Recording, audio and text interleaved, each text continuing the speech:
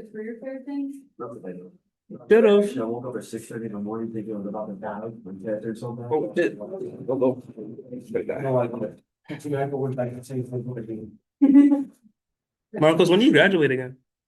This awkward, dude. I just like I should. Oh, you're good.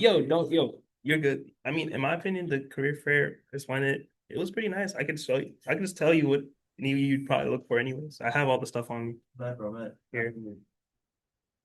I have SBA communications, all that stuff. Yo, hello.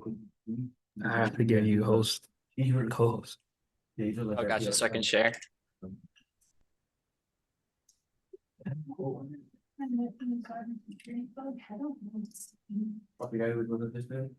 It's a different person because I think in the CS and engineering Discord, I was getting rid of my old keyboard and I had to give away the keyboard.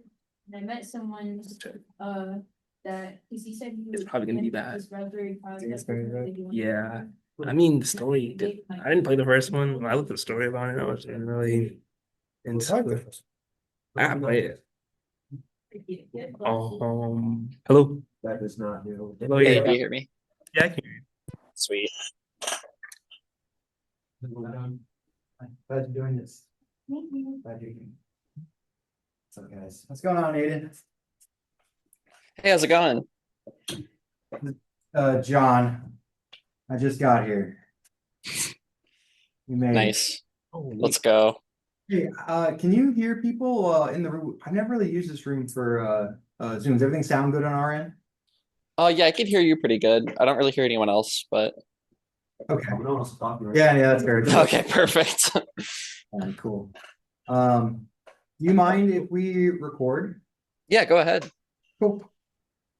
And then okay, so you gave him the link, he has the ability to share and all that. Yeah. All right, we're good to go, man. Whenever you're ready, feel free to kick it off. If somebody has a question, I'll just yell at Shamad to raise his hand, and then we'll let you know. All right, awesome. Sounds good. Okay, I'll go ahead and share my entire screen. All right, sweet. Do you see my screen? Says now. you. Oh yeah, There we yeah, go. I see it now. Yeah. Awesome. All right, let me go ahead and present.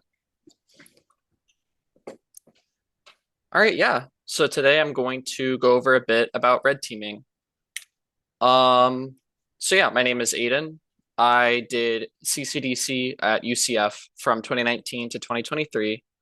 I was a Windows blue teamer on our team. And then as I was doing that, I slowly learned red team stuff. And so when I finally graduated, I decided to completely switch over to being on the red team. I've been red teaming at Plinko since season 1. And I also red team sometimes at CCDC and ISTS. And I'm a relatively newish red teamer. I have only been doing it for a couple years. And my actual day job is web API security. So I don't even do Windows hacking for my day job. It's just for fun. Yeah. So some quick disclaimers before I get started. I'm a Windows red teamer. I don't know what Linux is. That's me on the right. When I have to use Vim. I'm gonna go over my personal tools and techniques. Everyone has their own. And I typically only use free and open source stuff. There's some crazy hacker tools out there like Cobalt Strike that you got to pay for, and I have zero experience with.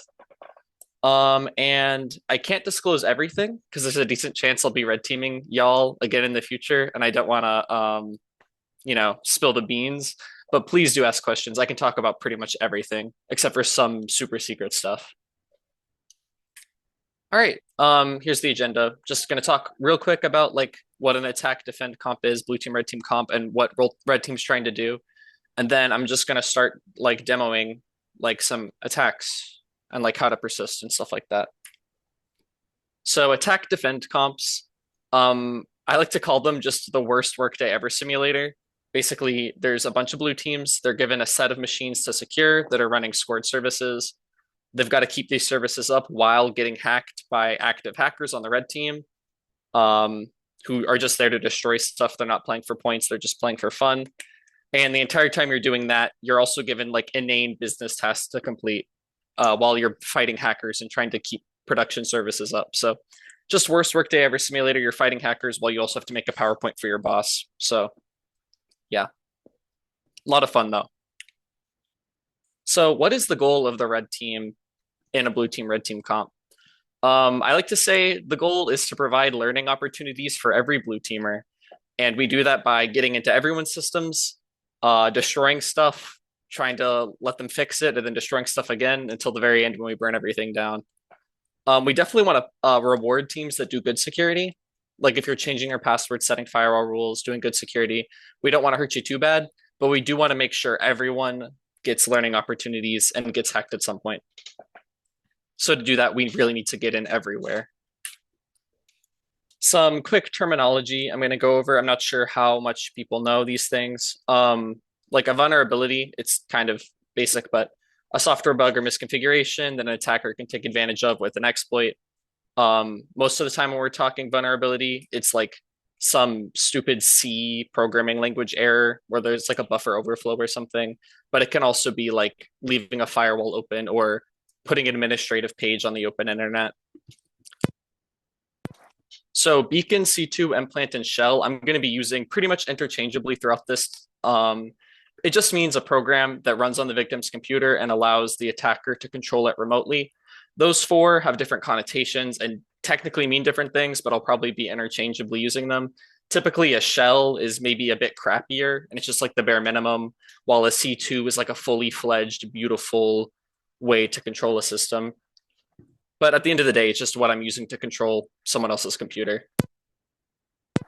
And then persistence is just ensuring that your method of access stays on the system throughout reboots.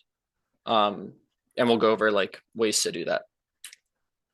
So for the demos I'm going to be doing today, here's the topology. So there's a local network with 2 victim machines with private IP addresses, and then my attacker client that also has a private IP address. So those 3 can talk to each other directly, but then I also have a server on the internet. So when I want to use certain types of malware, I can allow the victim computers to call up to me. So it's got a public IP. So the first part of red teaming is getting into the victim's computer. And pretty much the way you're going to start red teaming, no matter if it's a blue team, red team comp, a King of the Hill competition, or like Hack the Box, is by running a scan. To be able to get into someone's computer, you got to know what's there. And pretty much the tool to do that with is Nmap or Zenmap if you're on Windows. And Nmap is a super powerful scanner. It gives you ports. It can also scan for service versions, and it's awesome. Sometimes you run an Nmap scan, it says, hey, there's MySQL version 5 on this computer. You Google MySQL version 5 CVE and you get a hit, and then you just run it and you're in a computer. It's sometimes that easy. Another way to get into servers is with default passwords, and unfortunately it works way too well. On the right is a screenshot from plinko. At the end of the day, it was time to burn down everything. So ChatGPT wrote a script to run a command on everyone's computer. So with the default creds, and the command, if you can see it on the right, is drop database horsepress. If you don't know, drop database means delete completely. And yeah, I just sprayed default creds across every team, deleting their databases, and it hit like a pretty decent amount of teams. So sometimes default passwords are all you need. However, you're not always lucky. And so if you can't just get in with the basic password, then you're going to have to exploit a vulnerability. And I'm going to talk about 2 ways of doing that today, using ExploitDB and using Metasploit. So first off is ExploitDB. ExploitDB is just a website full of scripts to hack vulnerable apps.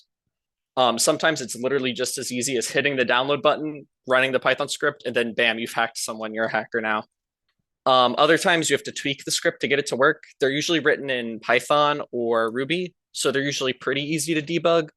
And then sometimes you find the perfect script, or at least it says it is. You run it, it just doesn't work, and you never get it working. So it's a mixed bag, but I've had some pretty good luck with it. So, all right. So for the live demo, or for starting it, so we're going to attack victim 1 here, 192.168.176. So I'm going to open up Zenmap. This is the GUI version of Nmap. And I'm just going to type in this is probably really hard to read, sorry. Yeah, there's not a way to, okay, oh well. 176, type in the IP of the victim. I'm going to switch the profile to quick scan. Just because I'm trying to see what ports are there. And one thing to note with Nmap, which is the GUI version of Nmap, you can actually edit the command directly here, but you can also just use these profiles and they're pretty good. So I'm just running a scan on this server and I see that port 80 and port 3306 are open on it. So port 80, it says right here, HTTP, it's a web server. So I'm going to go ahead and grab that URL or grab that, grab the IP address and just put it in my browser. And here we go. So this is the website that it's got. It looks kind of crappy. So I'm just going to Google CSE bookstore exploit DB. And here we go. We got 2 hits. We got multiple SQL injection and unauthenticated remote code execution. And this one sounds really, really good. I mean, that's perfect, right? Like run code without having to log in. Like you own the computer now. So I'm going to go ahead and download the exploit. And they're always like these weird numbers. So going into my terminal, I'm running on Windows, but I've got a WSL so I can have Linux. So ls, there's my Python script. So I'm just going to Python 3, the Python file, and then try running it. And it says, oh, you have to have the URL. So I'll go ahead and grab the URL. And it's actually just that easy. So it uploads a PHP web shell. And then it asks me, do you want to launch a shell here? Heck yeah.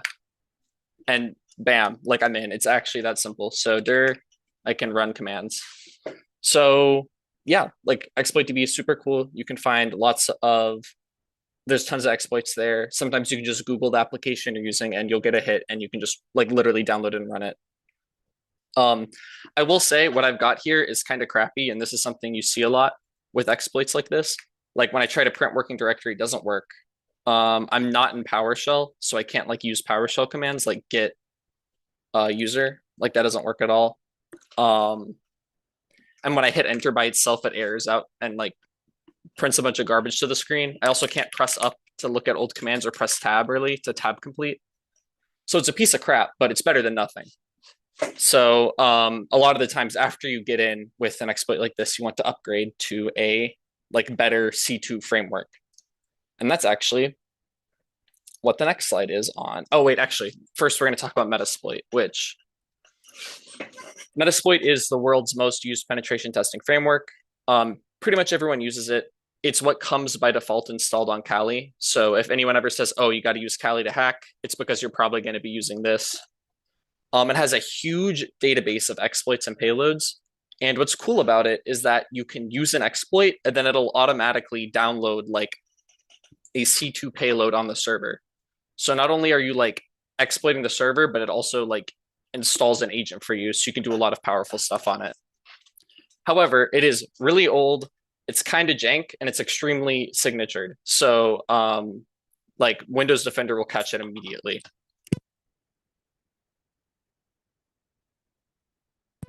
So still in my Ubuntu, I'll go ahead and I've got MSF console downloaded on this, or sorry, Metasploit framework. So MSF console, Metasploit framework console.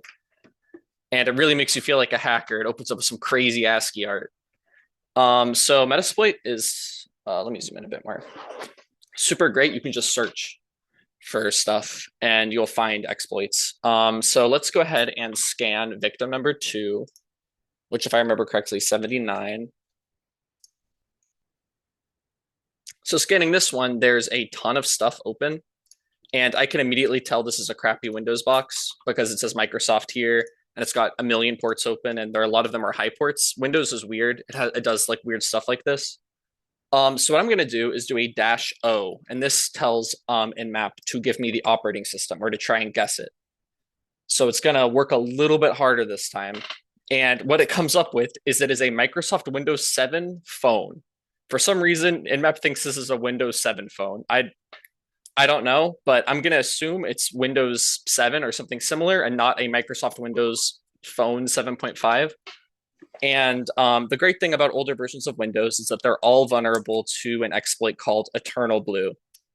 If you haven't heard of Eternal Blue before, I really recommend looking it up. It's a really cool exploit. It caused a lot of chaos I don't know how many years ago, like 10 years ago, maybe at this point. So I'm going to try using Eternal Blue on it. So I'm literally typing into Metasploit Framework console, search Eternal Blue. It comes up with results.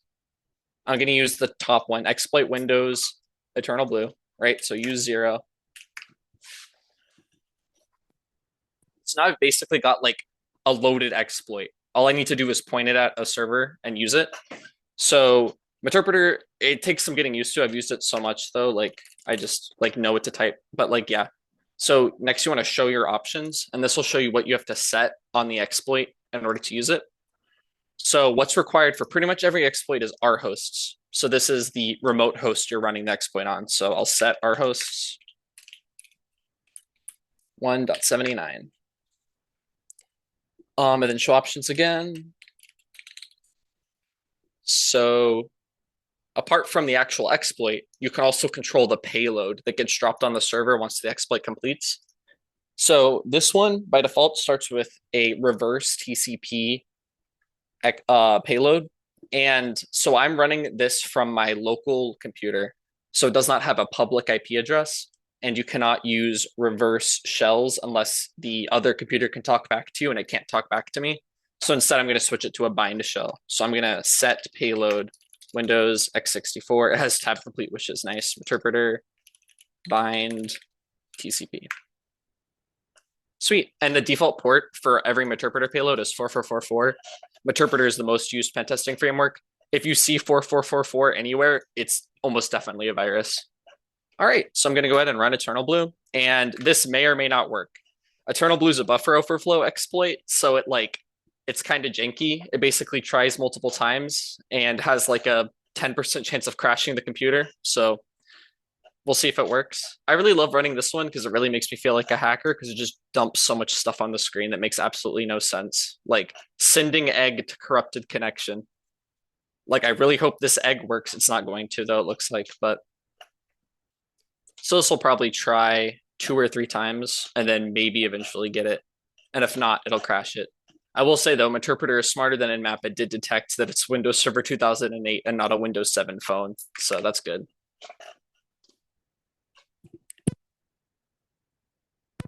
Okay, so that time it failed. So it's just going to keep on trying it. This time with 17 groom allocations. And we can all sit here and pretend like we understand what that means. Oop. Hey, there we go. We got it. Win. So here we are. So we're in a Meterpreter session now. So if I type in sessions, it'll, I'll background it first. So if I type in sessions, it'll show me what sessions I've got. So it's coming from my local computer to that computer listed on port 444. So I'll sessions 1. So Meterpreter sessions have a lot of really cool features. So this is a lot better than that shell I was using before. There's like a billion commands because of how old and how built up Meterpreter is. And a lot of them are really funny and pretty jank. Probably my favorite one is, let me see if I can find it. Screen share, watch the remote user desktop in real time. So let's try that one out. So it does it with your browser. It puts it into a HTML file on disk. So I'll go ahead into my browser, sandbox demo, and then here it is. And this is the screen share. It's so jank. It's so ugly. Like it looks really green and pixelated on my screen too. It's not Zoom doing that. It actually does work though. Like if I go into the 2008 box and move around the PowerShell window and then go back, like it actually does move it. It moves at like 5 frames per second, but it does. So just one of the really cool features you can do with Meterpreter, and also an example of how jank it can be. Another, like what I do the most though when I'm using Meterpreter is just type in shell. It opens you up with the command prompt. Who am I? PWD. Another really cool thing about using Meterpreter exploits like Eternal Blue is that by default they make you system, which like there's no button to do that in default Windows. You know, like if I open command prompt as administrator, I'll just be myself. But you can become system, so you have a ton of control over the system. So yeah, Meterpreter isn't all good though. One problem with it is that it's not PowerShell still. So I can like dir and ls, but I can't PowerShell. Like I can't like get local user, which anyone who uses like Windows administratively will tell you that PowerShell is a million times better, unfortunately, even though it looks like that. But yeah, so that's Meterpreter and ExploitDB. So back to the presentation. So once you're in the server, either through a ExploitDB exploit, Meterpreter exploit, or just default passwords, you're going to want to figure out a way to stay in. And usually the way we do that is through C2 beacons and persistence. So Meterpreter is a type of C2 beacon. It's kind of janky, so I'm also going to show off another one called Sliver.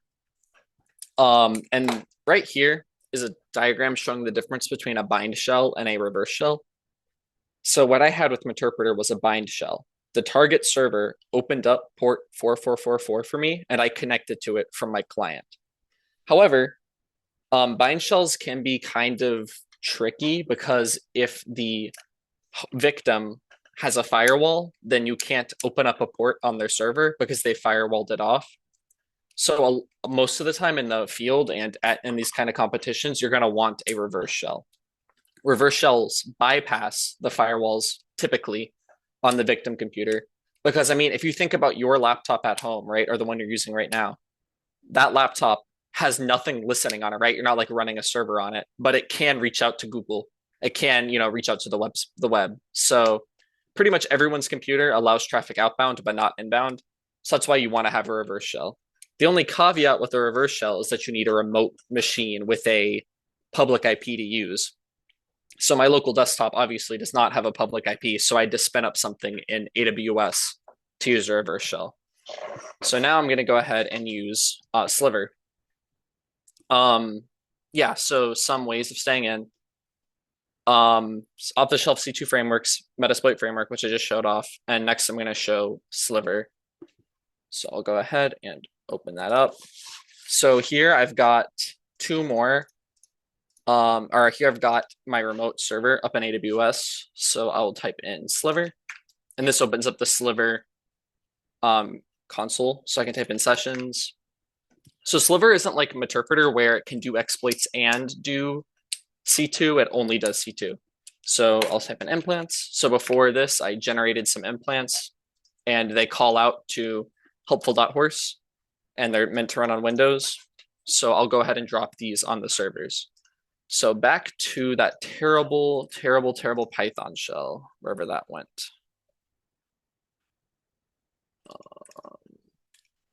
All right, I'll reopen that shell here. Yeah, cool. I'm in this bad Python shell where when I press enter, it just errors out and does nothing. And I want to upgrade this to Sliver. So I'm going to go ahead and on my Sliver server up in the cloud, I'm going to open a Python HTTP server on it. So I don't know if anyone here has used this before, but it's super convenient. You can just python3-m http.server and then the port number. I'm going to do some random port so people don't randomly find my web server.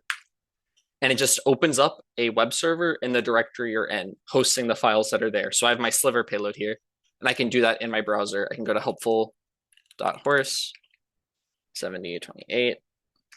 And yeah, it's just like a very basic web server that lets me download my malware that I've staged up on it.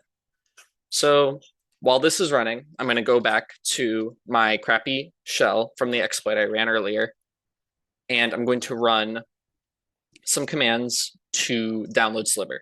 So this is it. So Windows doesn't have like a native way to download files in the command line.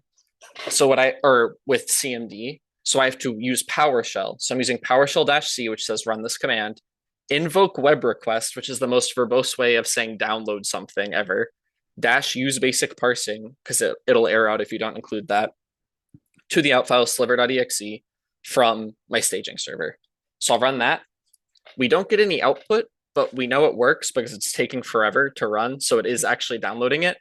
We can actually go to the web server and hopefully see that, yeah, someone downloaded sliver.exe. So it's working, thankfully. So we go back, it's finished. Next, I'm going to use PowerShell again to PowerShell.exe -c start process sliver.exe. And I think that should work. I don't get any results, but I can do a task list and hopefully see Sliver running here. So yeah, there's Sliver. So Sliver is now running on the server. So if I head over back to Sliver, I can type in sessions and it'll be like no sessions, frowny face. But if we wait a little bit, hopefully we'll get a hit. There we go. Awesome. So session comprehensive backpack hit me from this host name. So if I type in sessions, I got my session. So I'll say use and Sliver is tab completion. So I'll type the first digit of the ID. And now I'm using comprehensive backpack. So Sliver is less feature rich as an interpreter, but it's also a lot less jank. It doesn't have that cool screen share green edition like Meterpreter had, but it's got a lot of stuff. So stuff I can do, like, you know, just basic commands like cat, chmod, chown, kill. But it's pretty nice. So I mean, like I can, yeah, ls the directory I'm in, I can print my working directory. I can like press up and down. Thank goodness. I think, yeah, there's tab completion. So it's pretty nice. It also has the option, like Meterpreter, to drop into a shell. However, this is not working, and I think it's because I'm running it on Windows Server 2008.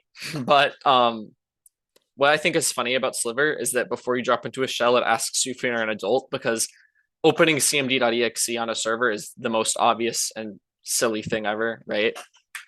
But I'll go ahead and try it. It's not going to work, unfortunately. But, like, yeah, it doesn't work. But, you know, it's nice.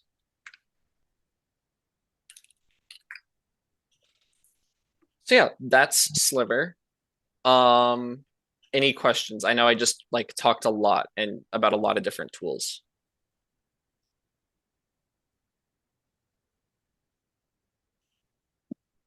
You're doing great, bro. Keep it up. Awesome.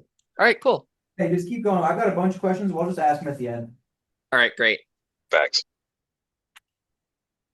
All right, sweet. Going back to the presentation. So yeah, what I just showed off was Sliver or Realm, or sorry, Sliver and Metasploit framework. However, sometimes you can just use basic stuff to stay into a system. Another, like SSH or RDP, like if you just have a user, you can use that to stay in. Another one I really like using is VNC, which is this very ancient system administrative tool. It's like a proto team viewer. It basically allows you to watch their screen while they're on the computer and also move around their mouse. On the bottom right's a screenshot from Horse Plinko as I was watching someone ending my VNC process while I'm watching them through VNC. It's very funny. And then, of course, apart from off-the-shelf and basic system administrator tools, you can also make your own custom C2. The one that I've made myself is Helpful Horse, which is the goofy horse character. And everyone's got their own like secret weapons on the red team that's like not open source because they want to use it and people to not know about it and for not to be signatured by antiviruses. So after you got access, you want to persist your access and make it impossible to kick us out. Shells running memory die and reboot and never come back, right? So you want to make it so when the computer reboots or when someone kills your process, it comes back. There's a lot of ways to do it. You can make them a service. You can add them to the startup folder. One of the easier ways to do it, in my opinion, is in Task Scheduler. So this is a screenshot of Windows Update that starts the program sliver.exe. And you'll notice that after triggered, repeat every 1 minute indefinitely. So it'll just keep on spawning Sliver. If you kill the executable, it'll restart it, which is super awesome. And it's actually really easy to do that. So back into my crappy shell, I'll run this command now.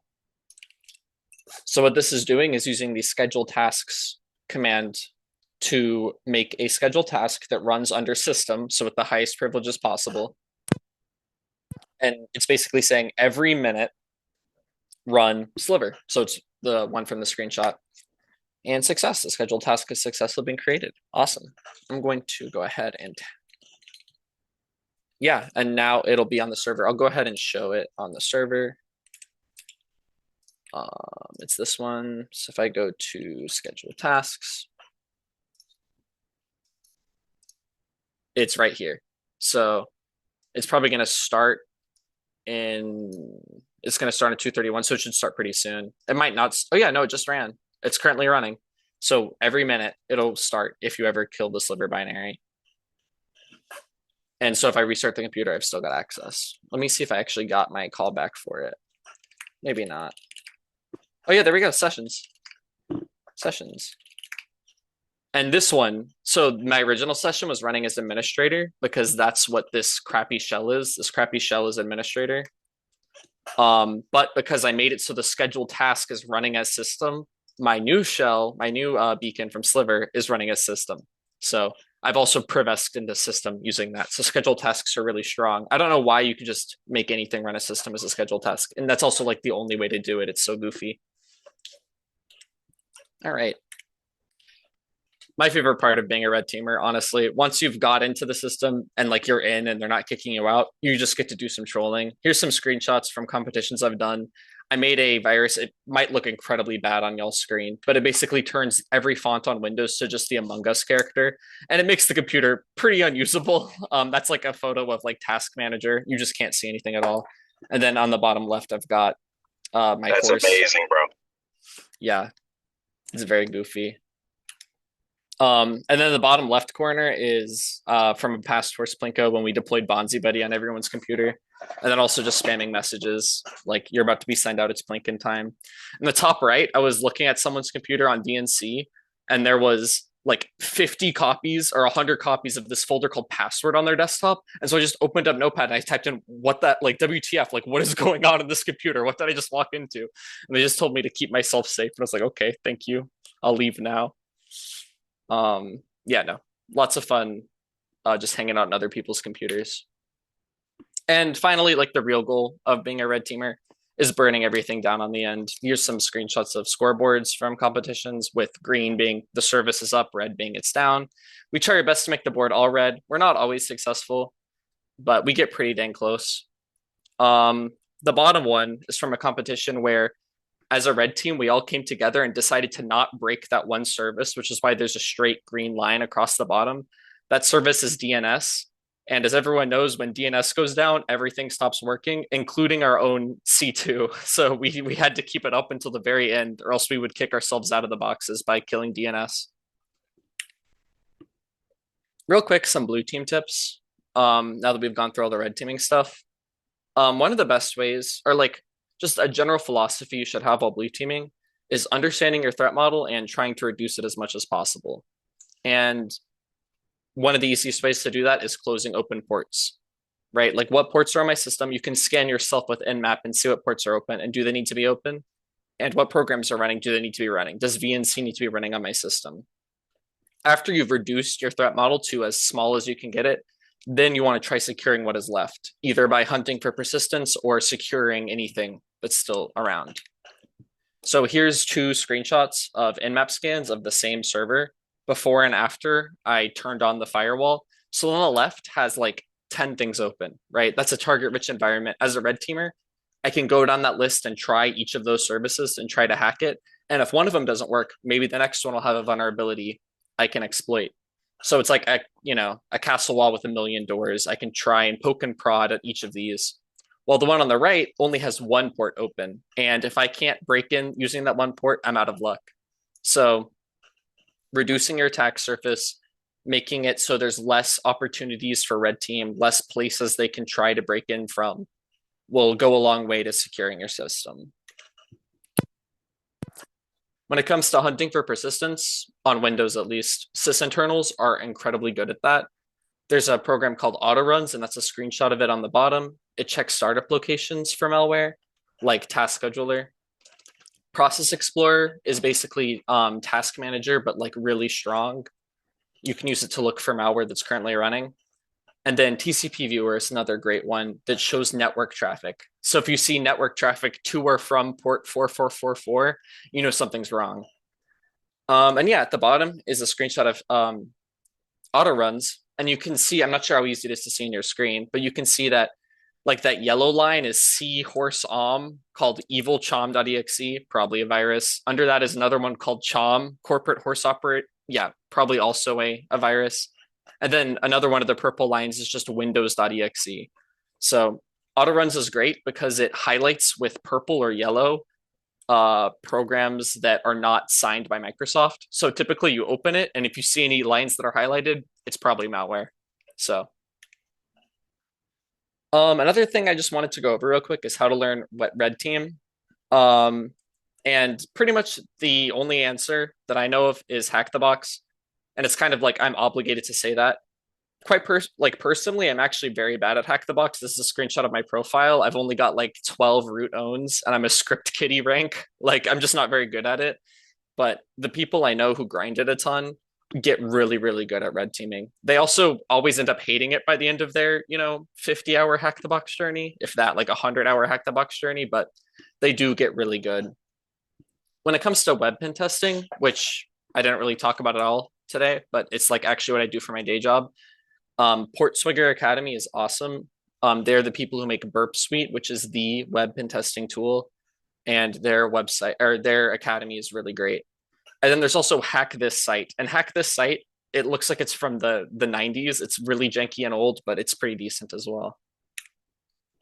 Now, as I said, I did not do Hack the Box. How I actually learned red teaming was kind of while also blue teaming. So UCF CCDC, they practice 12 hours a week, at least when I was back on the team. So I grinded a ton.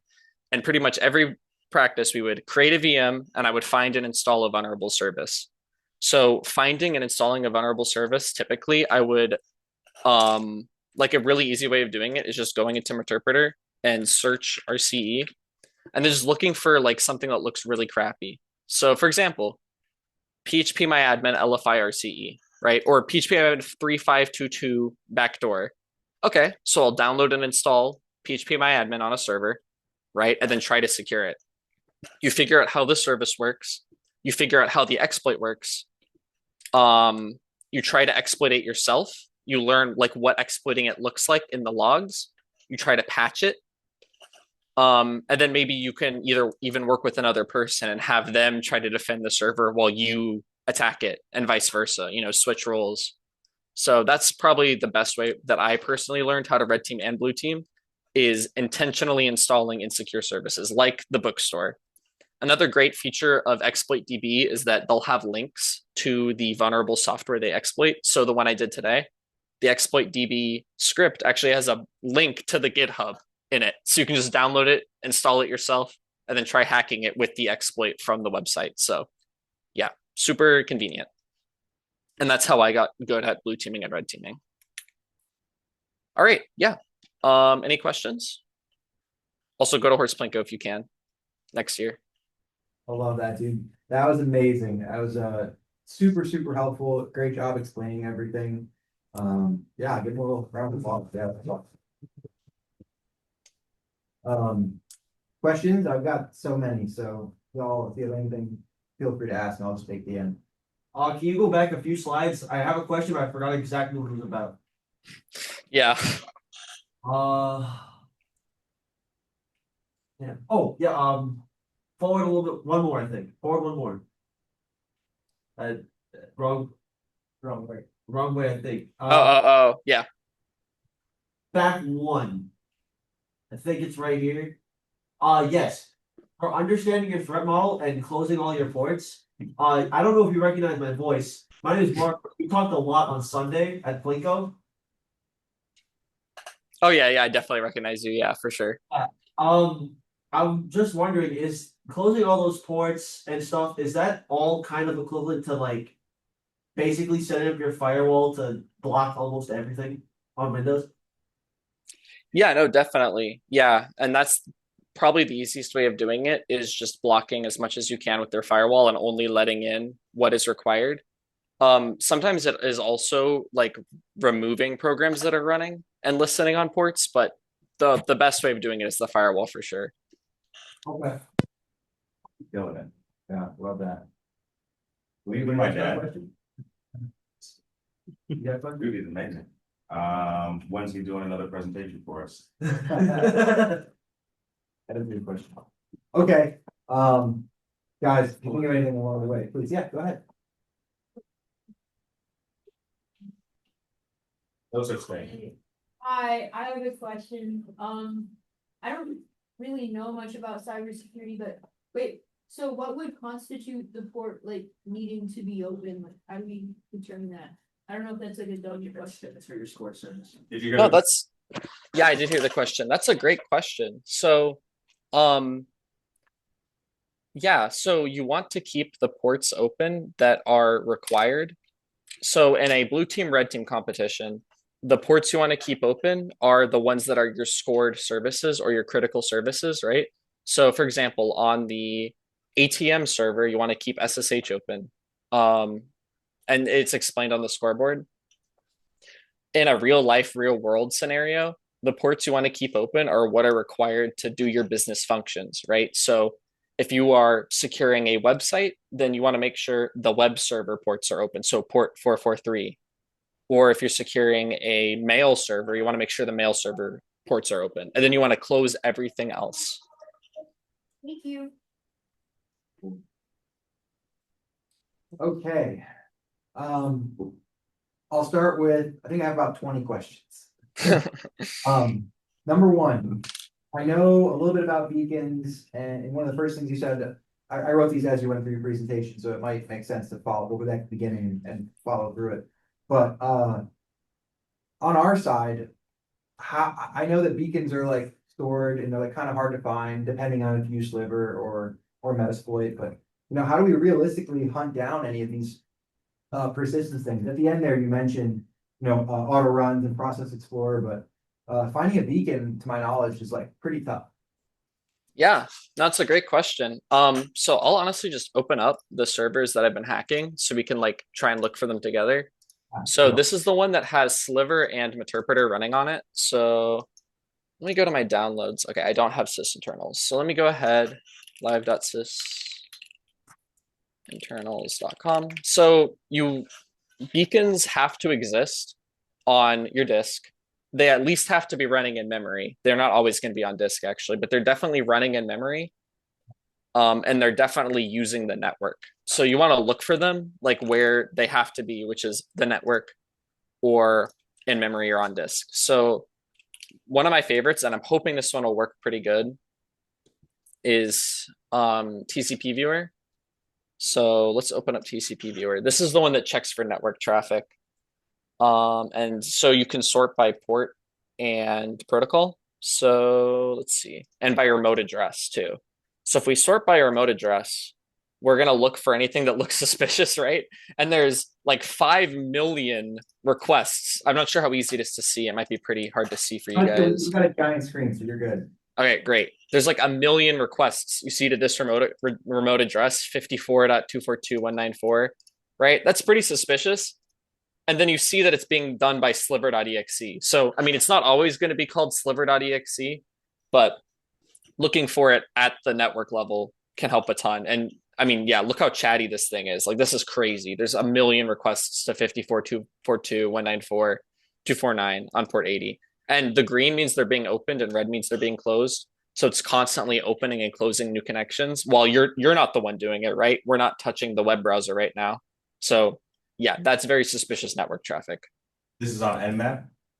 This is on TCP viewer. It's part of the sysinternal suite. Gotcha, thank you.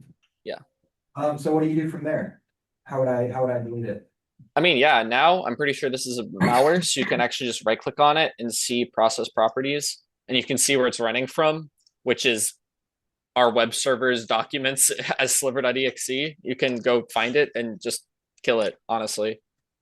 What about those files that have, like, when you deleted it, respawn somewhere else, like another process? Yeah, so if you definitely need to then try and do a root cause analysis, right? And that's where it gets really hard, honestly. If it's a file that keeps on being recreated or a process that keeps responding, then they're using persistence in some way. So that's where we want to use auto runs. So I'll pull out auto runs. So this is where that screenshot was from. And as I said before, anything that it can't find and marks as yellow, and anything that is not signed by Microsoft, it'll mark as orange. So if we look here, and if you did this in competition, you would see so much stuff. So right here, we have the Windows update schedule task that I made earlier with sliver.exe. So This is one way of finding persistence. Cool. That's super cool. John, do you mind if I ask a question? Please, yeah, anyone. You mentioned a bunch of like high quality repositories and like to say like databases, some for blue team, some for red team. You went through Metasploit, you went through like a bunch of things. Is there anywhere on your slideshow that you have like a list, like a comprehensive list of these resources? Does the question make sense what I'm asking? Yeah, no, it definitely does. And on some slides, I have links, like the We have like this access to one. that? We have power. Okay, Yeah, he sent me the PowerPoint. good. All right, sweet. Okay. I think you answered how to identify persistence. What do you recommend for like auditing? Is there like a simple script? Let's say we have secured our system. The next step would be like checking at some interval. You know, how do you recommend as just like a beginner to get started with auditing on some type of like a regular basis? Is it just like a PowerShell script that we can make and then just run it, or does that make sense? Yeah, no, that definitely makes sense. So there's the like hacky ways of doing it, which yeah, you could probably make a PowerShell script that checks to see if new users have been made, or checks like the process tree to see if like any changes have occurred. Yeah. And that's probably the hacky way. The way I've always done it is, once again, a sysinternals tool, and I'm basically just a sysinternals shill. It's called Sysmon. And Sysmon, it's a very, very complicated program, and it's very hard to like use. It's something you definitely have to practice with a lot. But basically what Sysmon does is it adds additional logs to Windows Event Viewer. I don't know if anyone here has used it before, the event log. It's a Windows internal tool, so it's kind of busted up, but Yeah, I always try. It's always been hieroglyphics to me. Yeah, I'm in the process. I've opened it, but I've never been able to find anything in it. I don't know yeah, how- it's pretty terrible. So what Sysmon does is adds more log types. So I think it's Krebs has a Sysmon config, or someone does. All right, yeah. Basically, you just want to find a Sysmon config. Oh, it's Swift on security. That's the one. So Sysmon is really complicated, so I just always use someone else's config. So it's basically this huge, disgusting XML file that basically tells like Windows what to log. And then you just run sysmon.exe with this XML file, and it adds a bunch of additional log types that are actually good to the server. And the log types are in like their own Sysmon category, so it's pretty easy to use. It has been so long since I've had to use this, so I'm not sure if I'll be able to do it. But if I go to my downloads, sysmon64.exe, install, and then it's called sysmon config, export, agree. Yeah, so just started the Sysmon, and hopefully if I restart this event viewer, there'll actually be good logs there. So let's see, Windows logs. Okay, yeah, I don't see a no, I don't see a Sysmon log type, so it might not. Microsoft Windows Sysmon. Yeah, I get the gist of it. Yeah, here we go. Microsoft Windows Sysmon operational. So it's got way better logs. So like, for example, a log that someone started mmc.exe. Interesting. A log that someone made a DNS query to helpful.horse. Interesting. That's my malware domain for Sliver, right? So it immediately caught my stuff. So Sysmon's a really great tool for this. And it even tells you what executable made the DNS query, sliver.exe. So it's really powerful. Under what circumstances did you learn this? Because you said it's hard to learn, it's difficult, it's complicated, blah, blah, blah. What? It's your job? It's his job? It's your job. Yeah, no, I mean, like I said in the PowerPoint, like I was on the UCF CCDC team and we had 12 hours a week of practices. It just took a long time of grinding. Probably a bit too much, honestly. UCF tryhards quite a lot. I say that with love. But yeah. By the way, how much time do you have? Because I don't want to hold you up. If you have, I can ask my questions a little bit more tactfully. I'm definitely good until 6. So okay, 10 minutes. yeah. All right. We are trying to set up our first server where we can do what you said, where we, set up a service and then attack it. Going through Proxmox, and a member of ours has been really grinding away at that. You know of like a simple, easy solution that you'd recommend? Is it just as simple as like, that there's a free thing we can do to set up a service, or like a tool that you like or is easy to use? Yeah, we're taking your suggestion. We're just Yeah. looking for a simpler, if one exists without compromising the quality of the environment, so to speak. Yeah. So from what I know, I've never been the one to set up the club infra, but I've been around a lot of people trying. It doesn't seem like there's a good option, but there's a lot of stuff you can try. So there's Proxmox. Some people like OpenStack. I don't know if you've heard of that before. I think it's free. It's another like open source cloud computing software. Um, it's another one people like. You can also use ESXi, but I think you have to pay for that. This is the VMware offering for this kind of thing. And it's like, okay, these screenshots are horrible, but it's like very enterprise and kind of gross. Gotcha. So if Proxmox you're not liking, I would try OpenStack. Yeah, we don't know yet. We've been trying to play that for a while, but okay, that's. Maybe you reach out to the Horse Plinko Black. No, their infrastructure is like super awesome and not anywhere near what we can do. I tried that. Did you? Yeah. I found Okay. someone to talk to What about do you that. recommend as like a red team? Like, let's say we're gonna set up our red team environment in Proxmox. What would you go to put this in? Just set up a Kali box or what? Yeah, it's like almost like the stereotype answer, but yeah, Kali. There's two schools of thought when it comes to setting up your red team machine. There's download Kali because it has pretty much everything you need already installed. Or there's start with just basic Ubuntu and download the tools as you learn how to use them. Yeah. Kali can be overwhelming, but I think it's just use Kali. Okay. Let's say we have all of our, ports closed that are unnecessary. We do have our, couple of ports left open. I totally know that you guys can still get in on that. So what do I do when I do need to keep a port open? I know it's different for every type of service, but like, okay, we secured our ports. What's our next step, essentially, to like try and keep you guys out? Yeah, so a great example is the server I was hacking today. So if we go to the firewall is actually beautiful. So the firewall's on, this red inbound connections are blocked. It is allowing everything outbound, which is bad, and which is why my sliver is working, but we'll ignore that for now. And then we go to the rules, and there's only two firewall rules, one for the web server, because it's a web server, and one for the database, because it's hosting a database. So this is pretty much perfect when it comes to threat model. So once you're done with that, you have to think about securing your service itself. So you have to be like, okay, the only way someone is hacking me is through port 80 and port 3306. So I want to secure those things.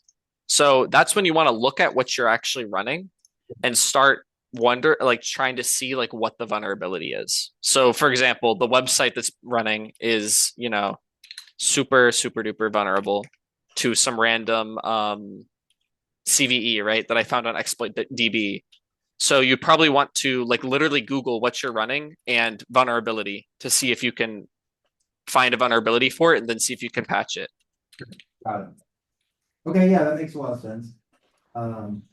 One quick side question. When we log into those devices, I know you saw in auto runs that CloudInit was marked as red, but when I took down CloudInit, it stopped scoring my services during a competition.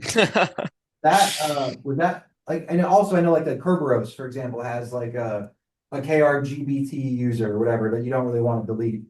How do you identify like which users are needs to just come with research and like learning? A couple of times we've shut ourselves down before the red team could. We're trying. Yeah.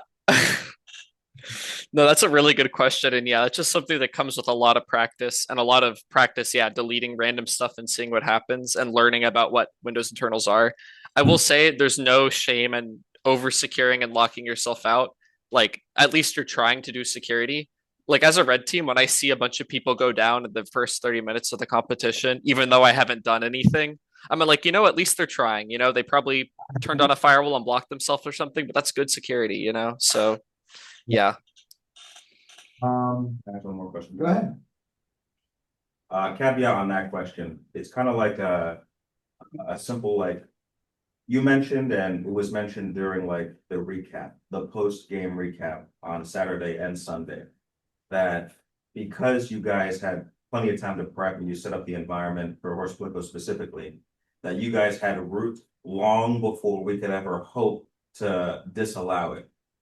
In your experience, do you find that is how most of these competitions go, where red team has root and they're just gonna keep root, or there's the potential for them to have root because they know the system within the first like 30 minutes or hour, and we do as blue team or as competitors have the ability to secure that.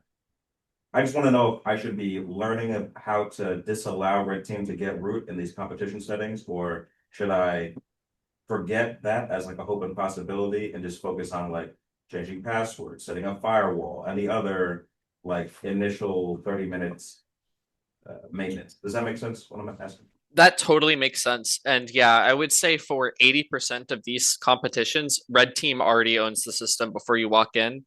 And for the other 20%, red team has a million scripts that they will shoot off as soon as the competition starts, and they'll own you immediately. So you should always assume you're hacked from the get-go. That makes sense. What are the 5 things you do as blue team? Because red team is its own beast. But when you participate in a competition as blue team, what are the things that you do immediately? And I'm sure that you haven't. I guess another question is, during those competitions, are you usually Linux? Are you Windows? He's Like, all Windows. he's all Windows? Windows. Okay, perfect. Yeah, sorry. First question. Yeah. What do you do? Yeah, I mean, I sit down, I set up my firewall rules. Okay, well, I sit down and I understand my environment because I don't want to self-own by firewalling off my important service or deleting it.